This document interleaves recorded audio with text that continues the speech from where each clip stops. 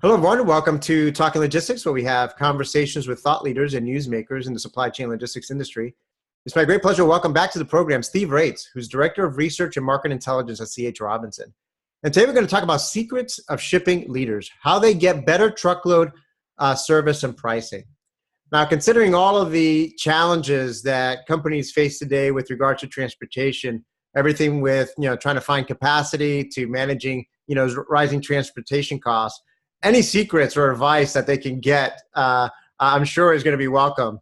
So it's great to welcome Steve back to the program to share some insights and advice based on some new research that they recently completed on this topic. So Steve, welcome back to the program. Thanks, Adrian. Happy to be here. So again, you've been a guest of ours for a few episodes now, and you always come and really talk about some of the latest and greatest research that you guys do there at C.H. Robinson, along with some of your university partners. And so today you're going to be sharing basically something that's hot off the presses. I think you're about to kind of just publish it right now. So let's start with kind of the obvious question. I mean, what was the goal of this new research project? Thanks, Adrian. Yeah, the goal of this project was a little different than some of the other research we've conducted in years past, in that instead of asking a discrete question, such as how strongly correlated is lead time of tender of a truckload shipment to suppliers correlated to the likelihood they'll accept it, we asked a more broader question. What shippers are the leaders in their industry, or in the truckload strategy execution, I should more correctly say, and let's talk about their suppliers. So thinking about the asset carriers and the brokers they use, what are the attributes of those relationship strategies that seem to be correlated to strong performance? Yeah, no, I think that that's interesting, because that's always a question as a researcher, and certainly when I talk to a lot of shippers, and that's always the question, right? What can we be doing differently? What can we learn from companies that are perhaps performing better than we are? So they're always looking to see what they can learn from others to help them improve. And again, like I said in my opening comments, this is one of those environments where where literally, for some companies, their transportation budgets are millions of dollars in the red as a result of what's happening out there. So any best practices or ideas that they can get is always important. One of the things that I was able to read a initial draft of the research results say, and you talked about perfect shipments, which I think ties into how you guys define, some of these leaders. Can you define, what this means, perfect shipments, and how do you measure a perfect shipment? Sure. And that was key, as we're trying to decide, what does success look like, right? What does a good performer look like? And so we went to MIT again with a large data set and really asked that question. And one of the things that we came out of this is a definition of a perfect shipment. And so we looked at what do customers normally scorecard, right? The shipping community. They want the supplier that they tender the shipment to actually accept it. And that's the first supplier they tender it to, not successive ones, because suppliers rejected the tender. So first, tender acceptance, on-time pickup, and on-time delivery. And of course, price matters as well, right? Everybody wants to pay the price they budgeted. But the nice thing is about first tender acceptance is that's usually really the supplier's first choice, or the customer's first choice of a supplier, which means that's the price they wanted to pay. And so if you get first tender acceptance, you got the price. So really, for 4 attributes, you can do it with 3. And then what we did is, working with the students and faculty at MIT, is how do we simply look across millions of records and discern where is a shipper falling out? So we did a simple product formula of tender acceptance times on-time pick times on-time delivery.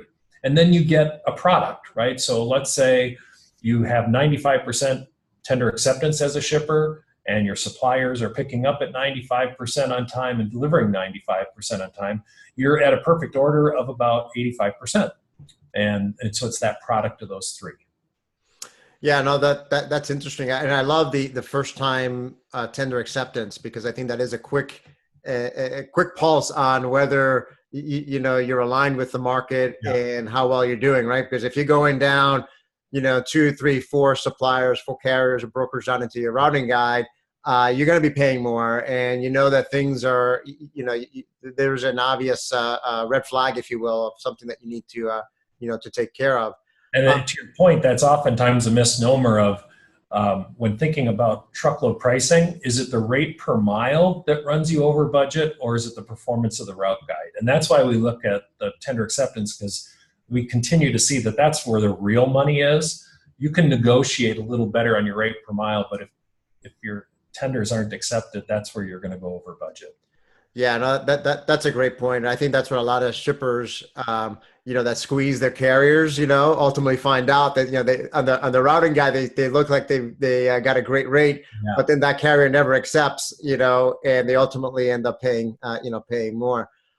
So when you look at that, that formula that you talked about, how do leaders compare to laggards when it comes to, to perfect shipments? I mean, the leaders ultimately, are they like up at 100%, or, how do they break, how does that break out between leaders and laggards? So we saw in the data set, I should clarify the data we worked with. It came out of our 4PL side of our business, TMC, where we manage all of the freight for a customer, kind of as a 4PL, right? And in that, we could see all the shipments across about 40 shippers, across the 48 states. And we looked at long distance vans, so anything over 250 miles. And then we looked at corridors that had at least 100 truckloads in them. So the low volume lanes we didn't look at, okay? So to give you a sense of the data. So then what we saw, however, though, is across all of those 40 shippers and all of their origins, so we looked at each origin for that portfolio, so we now had hundreds and hundreds of origins, right, is that we had two groups that outperformed others, and then we had a middle group and we had a laggard group. And it's most interesting to talk about either ends of the spectrum, right, the leaders and the laggards. So we had two groups of leaders. One group performed at 81% as the perfect order product, and the other was 82. And they had some different attributes that we can talk about. And then the laggards on the low end, they were at 46%, perfect order. So a big difference. Yeah, so you're talking about a 30-something% difference between the leaders and the laggards there. Yeah. So very interesting. And I mean, it's kind of interesting because, I mean, to hit 100%, I mean, that's very, very extremely difficult, because when you think about it from a product standpoint, even when you said that, 95% on-time pickup, 95%, first tender accept, 95%. I mean, you would think individually those things are all great, but obviously when you multiply them together, you end up with 85%, right? That's the key. You can't get to 100% in this formula. And so clearly getting to 85 is performing very well, because I think most shippers, if they took a look at those three metrics, a 95 across would be very good. And some of them, they may be a little higher and some a little lower. But so we're thinking in the low to mid 80s is really a top performer. Right. Great. Well, so let's dive into some of the results and see what distinguishes kind of shipping leaders from the laggards. I mean, one of the key findings is that leaders rationalize a truckload, supplier base. I mean, can you elaborate on what that means, and what impact does it have on performance and price? Yeah, the rationalization is interesting. We saw in the leader groups, they used fewer suppliers in total than the laggard group and even the middle group. And when we say suppliers, I'm speaking broadly, brokers and asset-based carriers. So again, the data set we're using, this isn't C.H. Robinson as the supplier, it's a portfolio of brokers, a portfolio of asset-based carriers. And so I'm speaking broadly when I say brokers and asset carriers. So a finer set of suppliers, that was one of the leading attributes. And we saw two interesting things. One group had a very small set of suppliers that they were using on average for each origin. I think it was like 7, and the other had in the low teens to 20s. So you're playing in some pretty small pools. The laggards had a much larger set of number of suppliers that they use at any given shipping origin. So we think an insight to that is, which kind of gets into some of the next ones we can talk about, is focus. Are you using people who are able to focus on a strategy? But in general, rationalizing your supplier base, I think what it comes down to is commitment.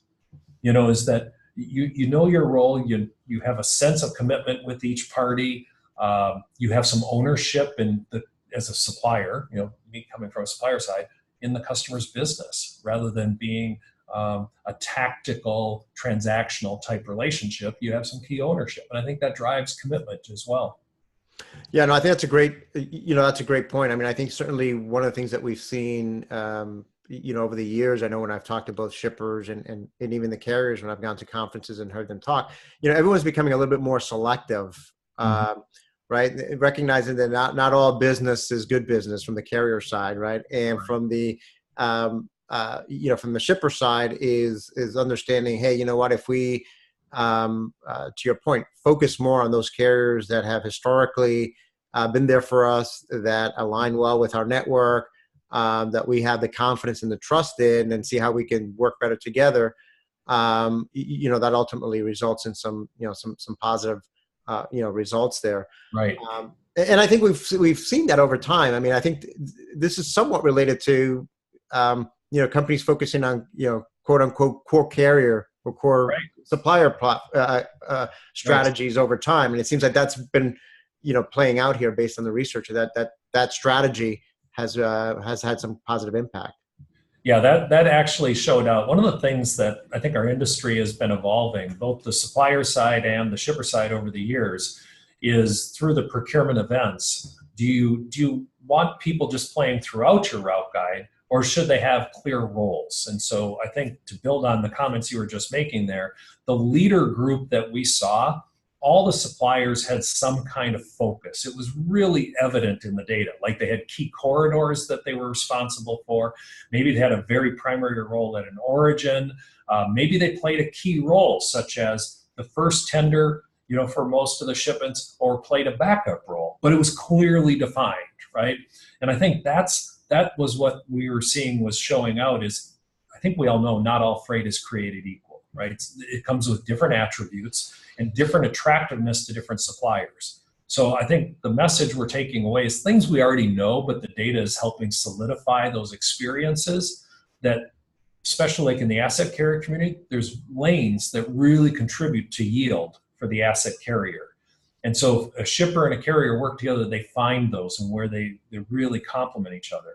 And in the case of a broker, where are their strengths? Are they regionally strong? Are they nationally strong? Are they based on the attributes of the freight? Should they be handling just surge business? Should they be doing all the lumpy demand business, or doing backup? And so it's really important, I think, for a shipper to look at the attributes of the freight and start to segment it and align the suppliers based on competencies, interests, and the attributes of the freight.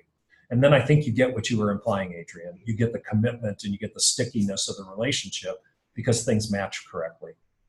Right, right. So I guess to paraphrase a little bit, I mean, what we've talked about, so far. So, the number of carriers and brokers, your suppliers that you use, is one factor that matters. But the research also shows that how and where you use those suppliers also leads to better performance, right? Did I get that right?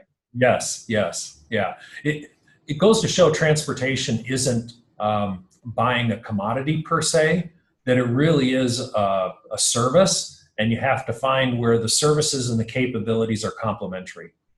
Great, great. So now, did the research show any difference between asset-based and non-asset, suppliers? And how do you determine the right blend to use? Because that's another common question that I think a lot of, shippers have sometimes. Yeah, that's a great point. And in our industry for years, there's always been, I think I can put this out there, being a broker, that does brokerage not perform as well as asset players? And oftentimes there's a single scorecard for a shipper, right? And so they compare all the suppliers on what appears to be, and it seems very reasonable, an equal platform. We use the same scorecard metrics.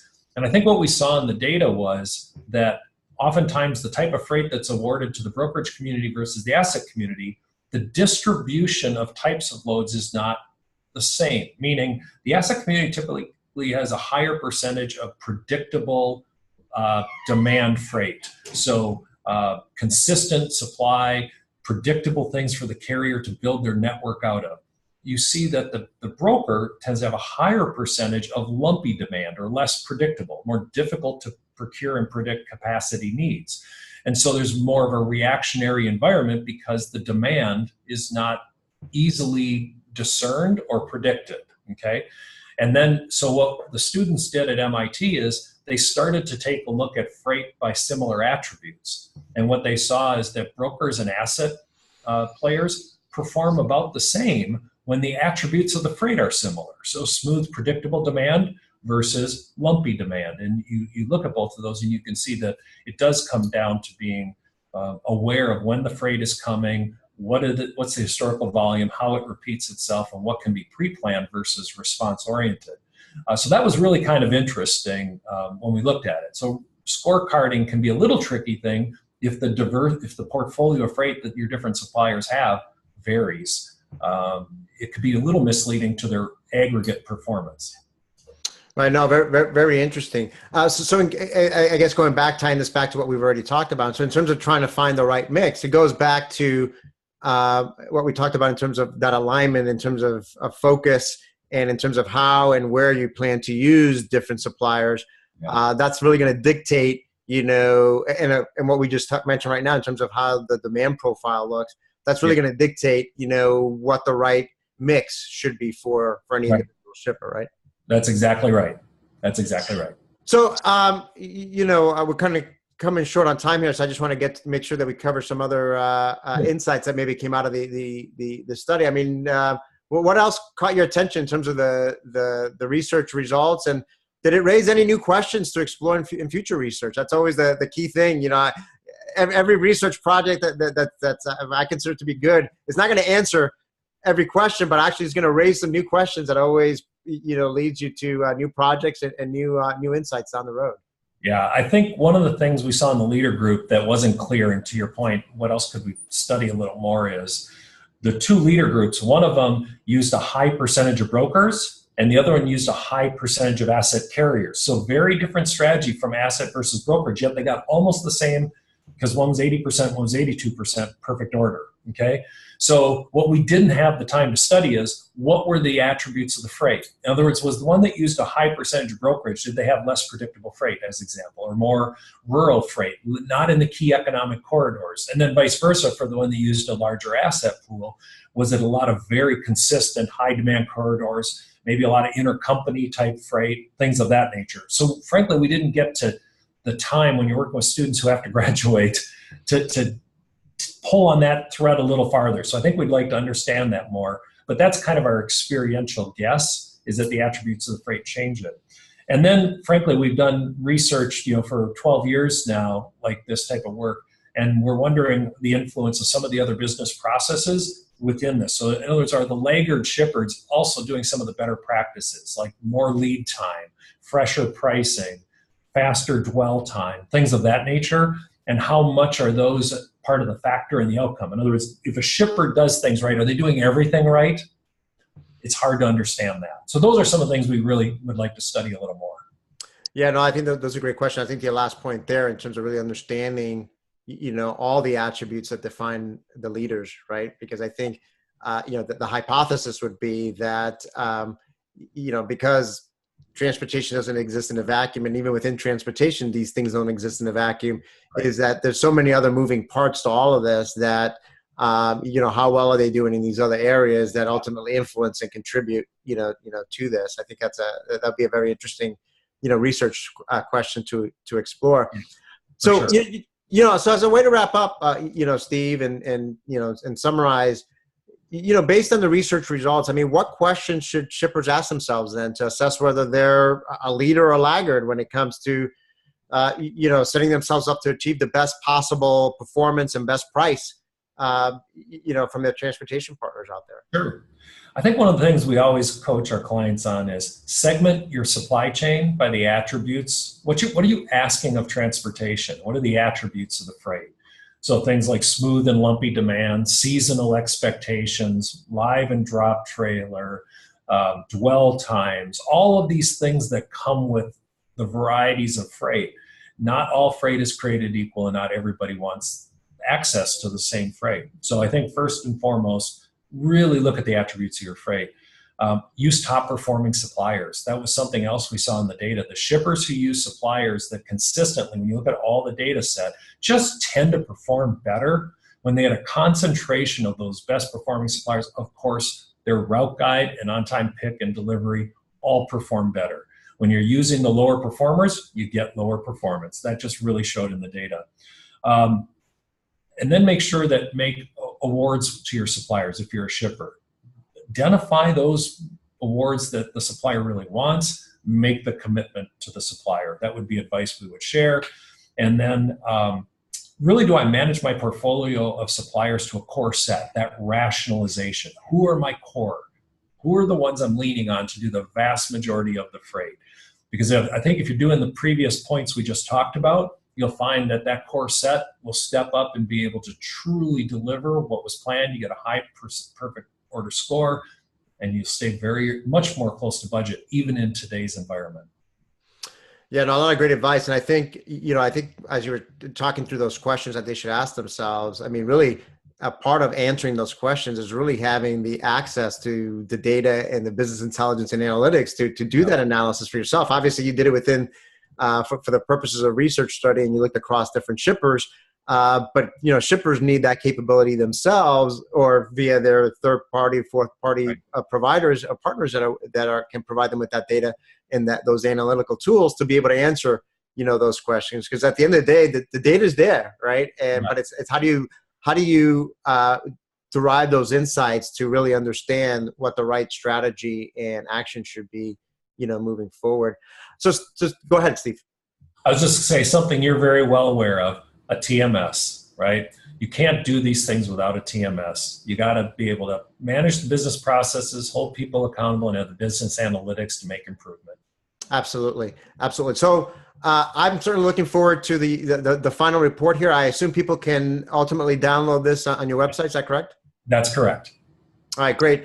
So I know there's a lot of you guys, again, publish a lot of great research in this area. I'm sure they'll be able to find not only this report, but all the past research that you guys have done related to transportation success. So Steve, as always, thank you for making the time to be with us today and share some great insights and advice on this latest research, which I think is both timely and relevant to what shippers across virtually every industry is facing today. So again, thank you. Thank you very much. And so to your point, chrobinson.com, it's leaders and laggards in truckload research is where you'll find it. Thank you. All right, great, excellent. And I want to thank those of you that joined us today. If you're watching this episode on demand, either at the C.H. Robinson website or on Talking Logistics, and you've got a question or comment for Steve, you can post it there, and I'm sure he'll be more than happy to respond via that medium. Again, thank you for joining us, and look forward to seeing you in a future episode of Talking Logistics. Have a great day.